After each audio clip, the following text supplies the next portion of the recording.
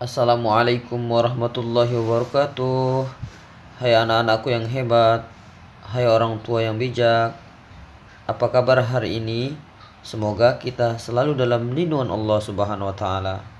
Tetap semangat ya belajarnya, dan buat ayah dan bunda tetap semangat dalam membimbing anak kita belajar di rumah.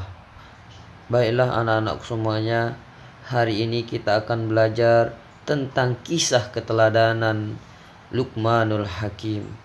Oleh karena itu, marilah kita saksikan tayangan berikut ini. Seperti yang kita ketahui bahwa Luqman adalah hamba Allah yang soleh. Ia tidak menerima kenabian, tapi menjadi seorang ayah pilihan Allah Subhanahu wa taala. Beliau berkebangsaan Habsyi, berasal dari kota Sudan. Pekerjaan beliau adalah sebagai tukang kayu. Tubuhnya pendek. Beliau memiliki kekuatan dan mendapatkan hikmah dari Allah Subhanahu wa taala, sehingga nasihat yang disampaikan kepada anaknya diabadikan dalam Al-Qur'anul Karim. Luqmanul Hakim adalah anak dari Bawra bin Nahur bin Tarih, dan Tarih bin Nahur merupakan nama dari Azar, ayah Nabi Ibrahim alaihissalam. Luqman hidup selama kurang lebih 1000 tahun. Ia menjadi guru dari Nabi Daud alaihissalam sebelum diangkat menjadi nabi. Pekerjaan Luqman pada awalnya adalah tukang kayu, tukang jahit, dan juga mengembala domba. Kemudian beliau diangkat menjadi qadi atau hakim. Luqmanul Hakim adalah hamba Allah Subhanahu wa taala yang banyak bersyukur kepada Allah Subhanahu wa taala, sehingga di dalam Al-Quran surat Al-Luqman, Allah Subhanahu wa taala menjelaskan dalam firman-Nya, A'udzu billahi minasyaitonir rajim. Laqad atayna Luqmanal hikmata an ishkur lillah wa man yashkur fa innama yashkuru li nafsihi wa man kafara fa innallaha ghaniyyun hamid. Dan sesungguhnya telah kami berikan hikmah kepada Luqman, yaitu bersyukurlah kepada Allah. Dan barang siapa yang bersyukur kepada Allah, maka sesungguhnya ia bersyukur untuk dirinya sendiri. Dan barang siapa yang tidak bersyukur, maka sesungguhnya Allah Maha Kaya lagi Maha Terpuji. Oleh karenanya, pelajaran yang bisa kita ambil dari Quran surat Al-Luqman ayat 12 di atas adalah: yang pertama, Luqman adalah seorang hamba Allah Subhanahu wa taala yang telah dianugerahkannya hikmah, yaitu selalu bersyukur. Luqman selalu bersyukur atas nikmat yang diperoleh. Yang kedua, Allah Subhanahu wa taala katakan bahwa barang siapa yang bersyukur kepada Allah Subhanahu wa taala, maka sesungguhnya ia bersyukur untuk dirinya sendiri. Syukur adalah berterima kasih kepada Allah Subhanahu wa taala atas segala nikmat yang telah Allah berikan kepada kita, seperti tubuh yang sempurna, dapat melihat, mendengar, berbicara, berjalan, meraba dan merasa. Kita dapat makan dan minum, memiliki tempat tinggal, pakaian, serta memiliki iman dan Islam dalam diri kita. Yang ketiga adalah Allah Subhanahu wa taala telah menganugerahi Luqman ketaatan beribadah kepada Allah Subhanahu wa taala, memiliki perasaan halus, akal pikiran dan pengetahuan yang luas.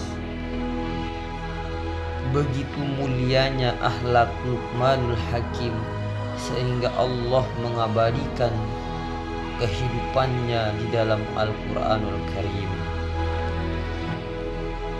Luqmanul Hakim senantiasa menasehati anaknya sehingga Allah Subhanahu wa taala mengabadikan nasihat Luqmanul Hakim di dalam Al-Quran, Quran surah Al-Luqman.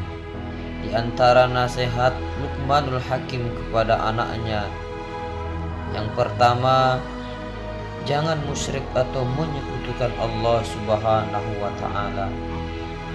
Sesuai dengan firman Allah Subhanahu wa taala dalam Quran surat Al-Luqman ayat 13 yang artinya, dan ingatlah ketika Luqman berkata kepada anaknya di waktu ia memberi pelajaran kepada anaknya, "Hai anakku, janganlah kamu mempersekutukan Allah Subhanahu wa taala. Sesungguhnya mempersekutukan Allah Subhanahu wa taala adalah benar-benar kezaliman yang besar." Mempersekutukan itu artinya adalah menyerupakan sesuatu dengan Allah Subhanahu wa taala. Misalnya menjadikan matahari sebagai Tuhan lalu disembah, membuat batu atau patung sebagai Tuhan lalu disembah, menjadikan kayu besar sebagai Tuhan lalu dipuja-puja dan disembah. Wahai anak-anakku, janganlah menyamakan Allah Subhanahu wa taala dengan sesuatu apapun, dan tidak akan pernah sama, karena sehebat apapun manusia, matahari, apalagi patung tidak akan bisa menyamai Allah Subhanahu wa taala sebagai pencipta alam semesta dan sebagai sumber nikmat dan karunia. Barang siapa yang ingkar kepada pemberian nikmat dan karunia Allah Subhanahu wa taala, maka orang tersebut telah berbuat kezaliman yang besar. Nasihat Luqmanul Hakim yang kedua adalah jangan angkuh dan sombong, sesuai dengan firman Allah Subhanahu wa taala dalam Quran surat Al-Luqman ayat 18 yang artinya, dan janganlah kamu memalingkan mukamu dari manusia karena sombong, dan janganlah kamu berjalan di muka bumi ini dengan angkuh. Sesungguhnya Allah Subhanahu wa taala tidak menyukai orang-orang yang sombong lagi membanggakan diri. Luqmanul Hakim mengajarkan kepada anaknya untuk berperilaku rendah hati, tidak angkuh dan tidak sombong. Jangan karena kita mempunyai sesuatu yang lebih dari teman kita, lalu kita merasa paling hebat, lalu kita merasa paling kaya. Nasihat Luqmanul Hakim yang ketiga adalah hendaklah berbuat kebajikan sesuai dengan firman Allah Subhanahu wa taala di dalam Quran surah Al-Luqman ayat 17 yang artinya, hai anakku, dirikanlah sholat dan suruhlah manusia mengerjakan yang baik, dan cegahlah mereka dari perbuatan yang mungkar, dan bersabarlah terhadap apa yang menimpa kamu.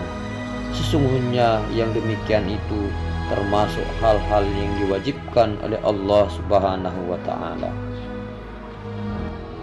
Secara ringkasnya, nasihat Luqmanul Hakim kepada anaknya yang terdapat di dalam Quran surat Al-Luqman antara lain adalah: yang pertama, jangan mempersekutukan Allah Subhanahu wa taala. Yang kedua, berbuat baik kepada orang tua. Yang ketiga, sadar bahwa manusia berada dalam pengawasan Allah. Yang keempat, dirikanlah sholat. Yang kelima, berbuatlah kebaikan. Yang keenam, jauhilah kemungkaran. Yang ketujuh, sabar dalam menghadapi cobaan dan ujian. Yang kedelapan, jangan pernah ada kesombongan dalam diri kita.